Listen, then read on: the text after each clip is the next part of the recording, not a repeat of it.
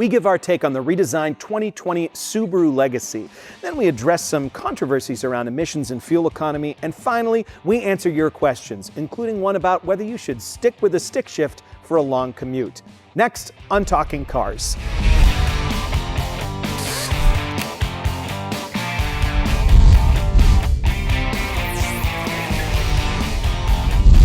Hey, welcome back. I'm Keith Barry. I'm Jennifer Stockberger. And I'm Ryan Pizlakowski.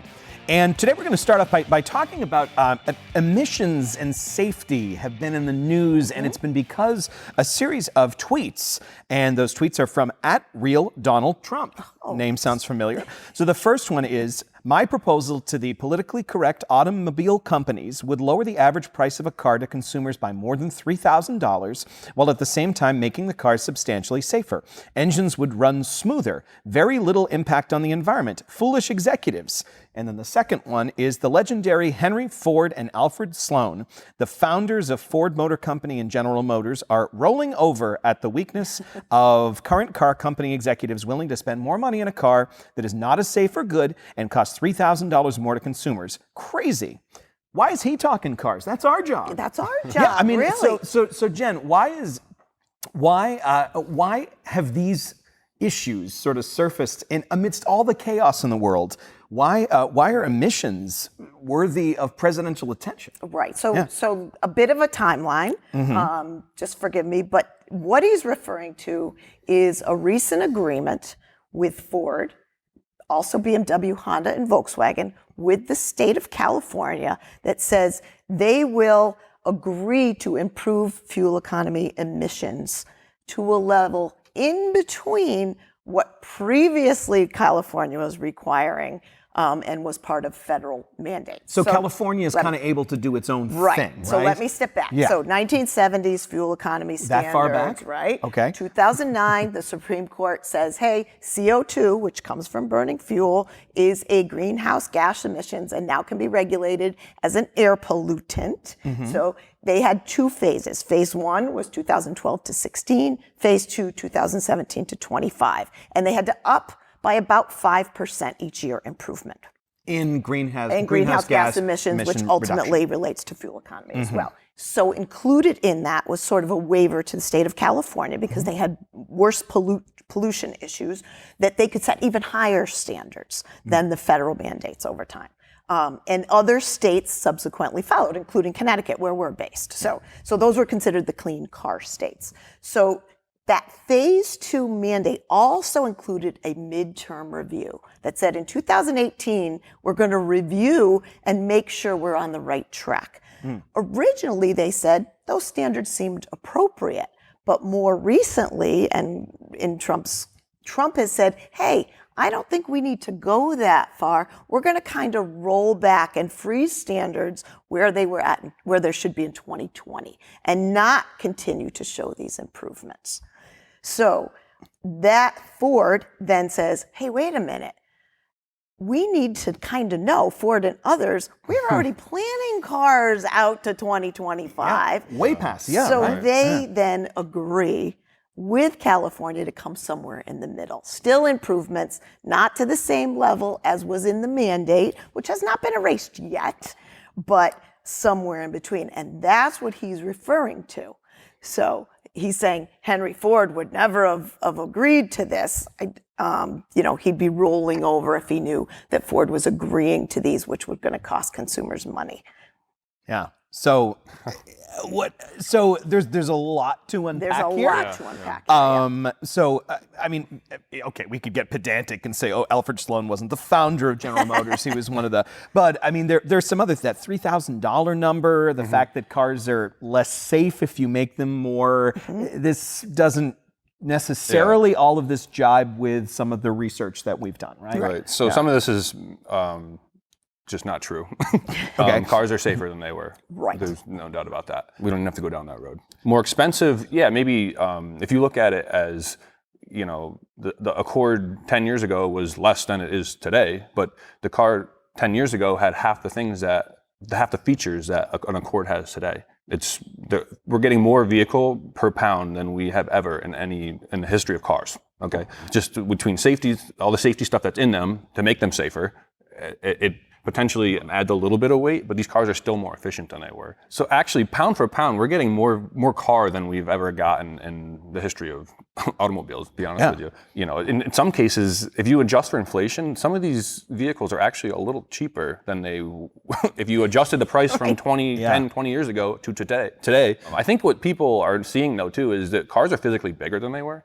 So if you take the new Civic, it's the size of the old Honda Accord. Right. And you know they're growing. It's safer though. This isn't a bad thing. And more fuel efficient. And it's still getting the fuel efficiency, even though it's bigger. And it may be a tad heavier in some, but it's still more efficient. So some of this is true, some of it's just flat out not true. The other thing too, he talks about Henry Ford rolling over. If I understand the automotive philosophies of Henry Ford, it was about quality through mass production, getting reasonably priced cars to the common man. To do that, Ford has to be able to plan. And to their point, which is why they made this agreement, they're already well down the road to 2025. And we have all enjoyed technologies that haven't hurt the performance of the cars, have improved it, but also given us better fuel economy.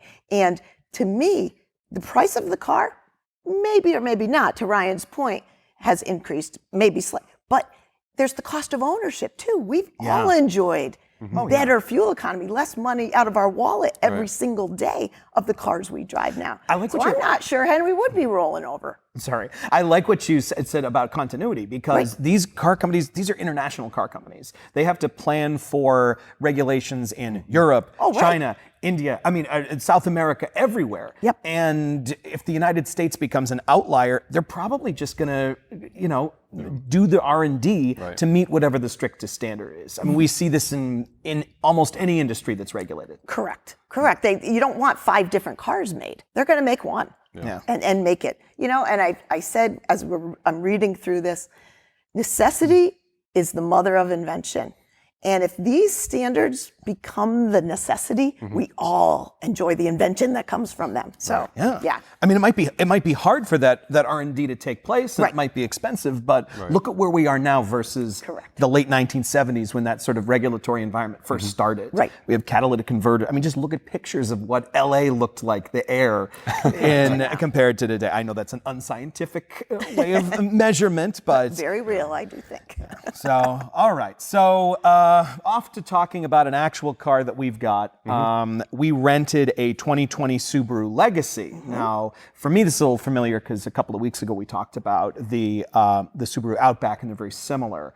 But this is the sedan. It's really popular with our members. It's an all-wheel drive sedan. It's relatively affordable. What do you think? So I drove it for a little ways. I didn't go too far with it, but it's extremely comfortable. I was shocked by how this vehicle rides. The last Legacy I liked a lot. We liked it. It was highly rated. This car isn't exciting to drive, but it is. I couldn't believe how well it rode. Like, it's a comfortable car. You can get in it, got a normal shifter, you just take off, and it's got a CVT that's almost, you don't notice it unless you really stomp on the throttle, and it revs up, but it's very easy to drive. But the interior was kind of nice. I was very impressed with it. Do you drive the turbo and the naturally aspirated? Yeah. The turbo, the more power a CVT has, the better the CVT acts, I believe. It was just an easy, comfortable car to drive. But it's not exciting. The steering's a little dull, and it's just a comfortable car. I love that turbo. Yes, so I also drove the turbo. So That's the one I would get, I guess, if I could choose. So I drove the turbo. I know that on the non-turbo version, the 2.5, that there was some concern about CVT noise, I think, and the cabin was quiet. The power was readily available. I was very impressed with noise and comfort in the cabin. The other thing is standard safety. Standard safety. That EyeSight standard, blind spot warning, still optional. It's, again, different systems. We've talked about this before, so just so you know, don't think you're getting that as part of the EyeSight package. But I was very impressed. I think old Subaru Legacy owners will be happy. I think new to Legacy will be happy. I was impressed. Yeah, as the number of sedans sort of decreases, I think that Subaru nice is to see. gonna... Yeah, it's nice to see another And one. I'm sure the big screen will be a little polarizing. I've had some thoughts about that. Yeah, I had trouble with the screen. Just getting used to it. There's a curve. There's a learning curve. There's a learning curve. The climate is integrated in the bottom, and I didn't care for that. I like the old just hard button button separate. And But- you said standard shifter, which I also was yeah, like, regular "Hey, shifter. That's standard that's shifter." huge. It sounds so silly to think of that when you get in know. a car nowadays, but I'm like, thank God, it's got a normal shifter. know. Yeah. Live small pleasures. Not a manual shifter, Right. but a No, Right, just just a- a standard yeah. automatic shifter. Oh shucks, Yeah. that screen. I gotta ask some more about this because I used it with CarPlay and Android Auto, and it's this huge screen, but it moves it down into this tiny. It They don't scales use all their it. real estate. Yeah, I just think I don't think it's necessarily terrible to have a large screen if it's set up properly. Right. This one, what do you think? I've talked about large screens in that it also typically gives you large icons, which I do like because I think you can more easily just glance and do what you need to do and not have to get so pinpoint in your selection. So I do like that. But to Ryan's point, it may be more stuff integrated into a screen, which we've had reliability issues where what happens when the screen goes blank on other models, than people want. To the point of Ryan's making with the Climate. At least, like unlike the Volvo one, at least it has buttons for temperature, physical buttons for Right. temperature It up and down. right. But it's like half and half, and that kind of drives me nuts. Yeah. But Either do it's it or okay. don't. It's a big screen. I was impressed with that. I mean, I didn't realize that's a big screen. Like big. It's big. Yeah. It's at like 12 and a half inches almost. Yeah, it's huge. And I'm not sure everybody loved the seats, which is not a Subaru isn't known for its comfortable seats. They didn't bother me, but yeah. I mean, the fit and finish in general, to me, I noticed a couple of things. I mean, it sort of felt like they made the leather kind of feel a little like elephant skin. Like it was just sort of gray and saggy. I've never sat on an elephant, so Have I you don't felt an know. elephant, really? I said it looked like it. Oh, I thought you said it felt. Maybe I did. Let's edit that out, super producer. But either way, it just felt a little. It felt kind of like that aftermarket dealer installed leather that you can get on some cars. It kind of felt like that. Leather, yeah. Yeah. It felt like a Subaru for me. Yeah. I was indifferent on it, but Yeah. I thought it was a nice car. I did too. Yeah. I did too. And for the price. Overall, a positive. Yeah, it's a good value. It's out there, for people who might be trading in kind of older Volvos or getting rid of that Saab finally. I think there's something there for them. Sure.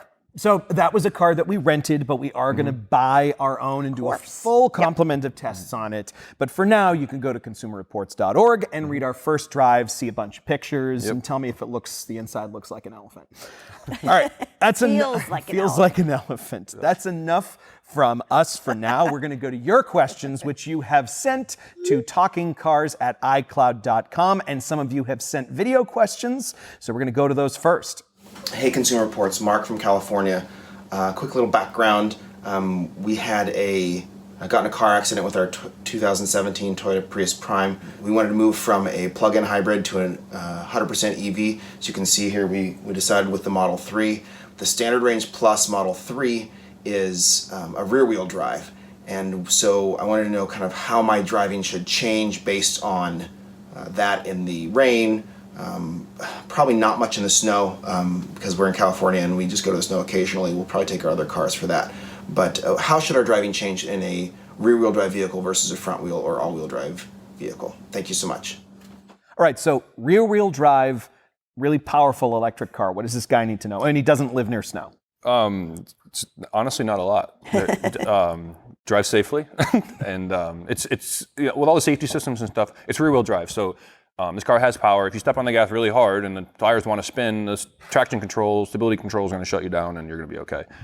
It's a fun car to drive. Yeah. I prefer a rear-wheel drive car, but in general, no, you don't need to really change. And if you are in snow, I mean, you're going to want some snow tires and the whole. It does have performance Yeah, and you're tires going to on want it, to. Yeah, exactly. So, If you have occasion, Mark. We're in sunny California, so enjoy. Right. With its own emission standards as we discussed. Right. Yes. All right. Next question comes from Matt. Good morning, Consumer Reports. We recently just lost our 2011 Mitsubishi Outlander all-wheel drive to a deer, and so we found a 2006 BMW X3, and it has a little over 100,000 miles. We have no idea what the previous owner has, done to it or how they took care of it, and so I was wondering if there's any advice that you could give to us on newly purchasing a German used vehicle and what we could do for any preventative maintenance. Any advice would be totally appreciated. All right, so I'm going to take this one, Matt. Get it inspected. I don't care if a car is $2,000 or $200,000. Bring it somewhere, get it inspected. That's the only way to know if the car is a good buy. But you know, this car. I don't think it's a tremendously bad idea. Right. So I think the biggest concern was he said, we have no idea how it's been cared for, which is makes me a little wary of a car of that age. That's terrifying. If you look back at reliability, we don't even have a lot for that era of the X3, but it's a 1. For owner satisfaction, it's kind of poor for owner satisfaction. The price, if you look at it, retails around $5,000, but is it $5,000, Matt, that you want to risk? I'm not sure. Yeah, I've owned a lot of $5,000 cars that became $20,000 cars real quick. Exactly. Yeah. Well, and I think that's my point. There is risk to that $5,000. Yeah. And if you go back, I mean, I say, look at a 2010 to 2011 Toyota RAV4. About the same price, bulletproof reliability, standard stability control, which he's not going to get. You know, just for similar prices, I just think there's better options. But to your point, if you decide to go this way, I know it's available to you, have it inspected. Yeah. And enjoy it. I mean, it's not a not fun car to drive. So No. that's kind of, and when you're out there again, just, I know you told us you had an issue with the deer. We've got tips for how to deal with deer and driving, especially this time of year over at As the consumerreports.org. temperatures get cooler, the deer are moving more. Yeah. They're hungry too. They're hungry too.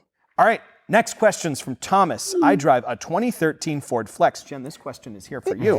And it's almost time for me to purchase a new vehicle. I have loved the Flex more than any other modern vehicle I've ever owned. It's roomy and has the ability to carry 5 adults. I'd buy a 2020 Flex, but it's being discontinued. What would you suggest for me? So Thomas is my friend. So finally, so totally. The kinship of the Flex. The kinship of the Flex, because everything he says, that car, unfortunately, Thomas, for you, I don't think anything that's like that It was somewhat exists. of a unique vehicle. It was a Flex. unique vehicle. So I kind of walked through some homework. If 5 adults were what you really needed, you'd be looking at something like a Ford Expedition or a Chevrolet Suburban. That's the type of car that gets you that comfortable roominess for 5 adults. Unfortunately, you're looking at about $70,000. Terrible you're fuel looking economy. at 16 miles per gallon overall and a huge bulky vehicle. Come down. And again, I don't know where your preferences are, Thomas. I just know what you said and what you and I like. Toyota Sienna.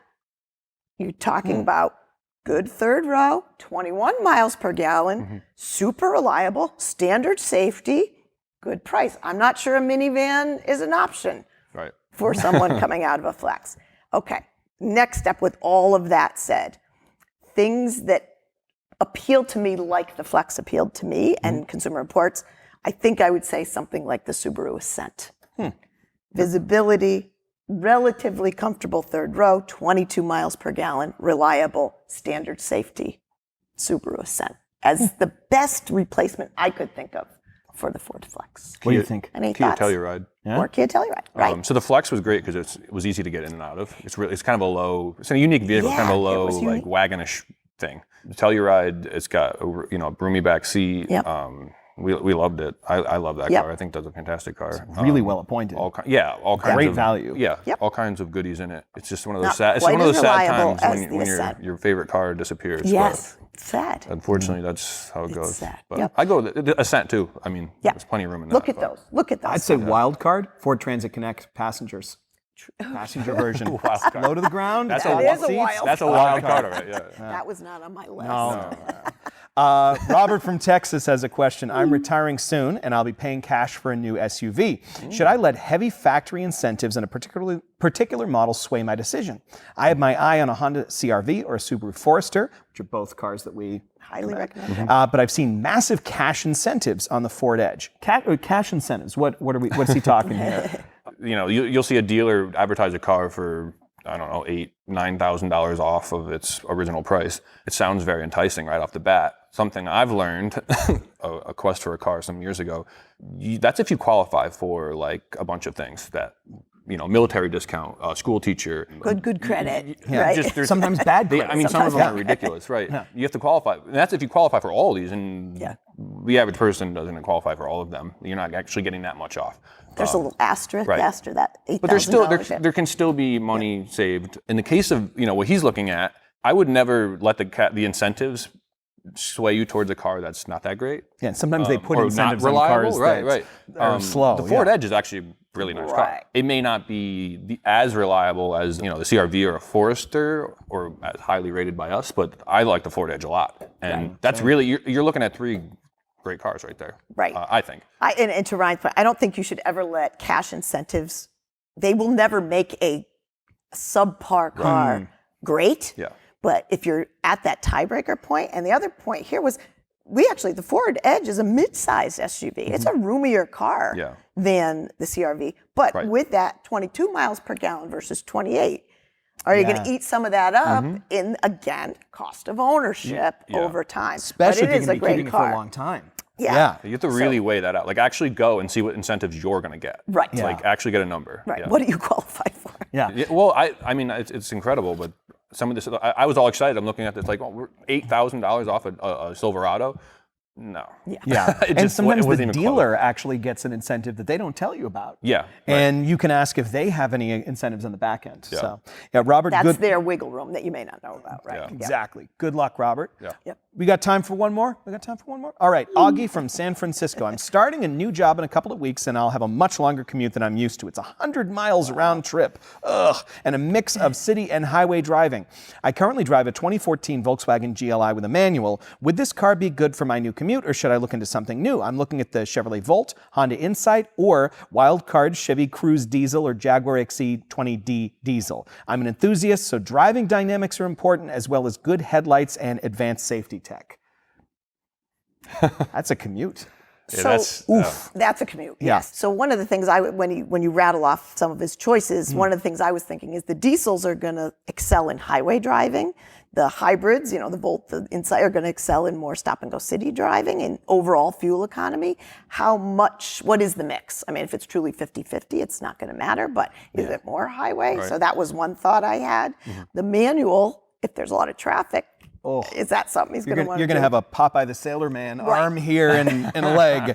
But I also did say the Jaguar XE for me would be out in terms See. of it's pretty low in reliability. I own one. And I bought it because it's insane, the diesel actually. Okay. And I bought it because there are incredible deals on it. And I just needed, we get all sorts of cars to drive here. I just needed something. And it was cheaper than, I looked at almost the exact same list of cars as Augie here. Why am I talking? You should be talking. Well, because I'm telling him to buy a Jaguar, and that's not something we'd ever otherwise do. But I get like 41 miles a gallon on mostly highway driving. It does drop city. I haven't had any issues with mine, but a lot of other people have from the brand. Yeah. You can get an insanely good deal on it. It's been discontinued for this year, so you'd have to get a used one. Also, there are plenty still on dealer lots. And probably a good, like you say, a good deal. But the same with the Volt. I mean, honestly, if I had a place to plug in and could do it over again, I might consider the Volt. Yep. I would consider that. The Insight, probably not on the list. What do you think? So I was never a hybrid or a plug in the wall kind of a guy, but the GLI is a fun car to drive. So he mentions handling dynamics, and he has that car.